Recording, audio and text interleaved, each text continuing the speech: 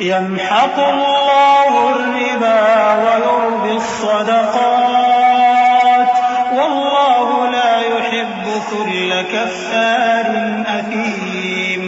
إن الذين آمنوا وعملوا الصالحات وأقاموا الصلاة وآتوا الزكاة لهم أجرهم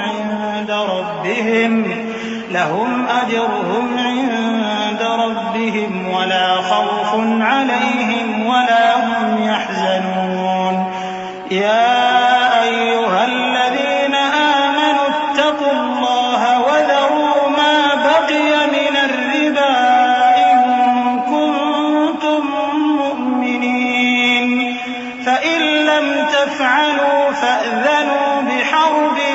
من الله ورسوله وإن تبتم فلكم رؤوس أموالكم لا تظلمون ولا تظلمون۔ اللہ سود کو نابود یعنی بے برکت کرتا اور خیرات کی برکت کو بڑھاتا ہے، اور اللہ کسی ناشکر گناہگار کو دوست نہیں رکھتا۔ جو لوگ ایمان لائے اور نیک عمل کرتے اور نماز پڑھتے اور زکات دیتے رہے، ان کو ان کے کاموں کا صلہ اللہ کے ہاں ملے گا، اور قیامت کے دن ان کو نہ کچھ خوف ہوگا اور نہ وہ غمناک ہوں گے۔ مومنو، اللہ سے ڈرو، اور اگر ایمان رکھتے ہو تو جتنا سود باقی رہ گیا ہے اس کو چھوڑ دو۔ پھر اگر ایسا نہ کرو گے تو تم اللہ اور اس کے رسول کی طرف سے اعلان جنگ سن لو،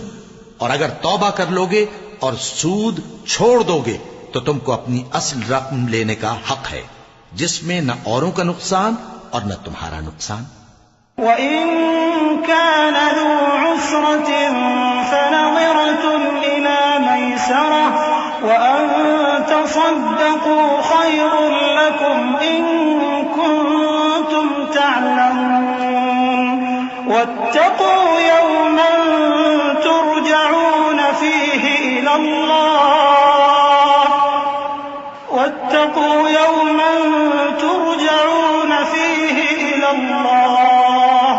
ثُمَّ تُوَفَّى كُلُّ نَفْسٍ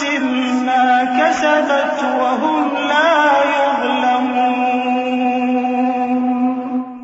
اور اگر قرض لینے والا تنگ دست ہو تو اسے کشائش کے حاصل ہونے تک مہلت دو، اور اگر زر قرض بخش دو تو وہ تمہارے لیے زیادہ اچھا ہے، بشرطے کہ سمجھو۔ اور اس دن سے ڈرو جبکہ تم اللہ کے حضور میں لوٹ کر جاؤ گے، اور ہر شخص اپنے اعمال کا پورا پورا بدلہ پائے گا، اور کسی کو کچھ نقصان نہ ہوگا۔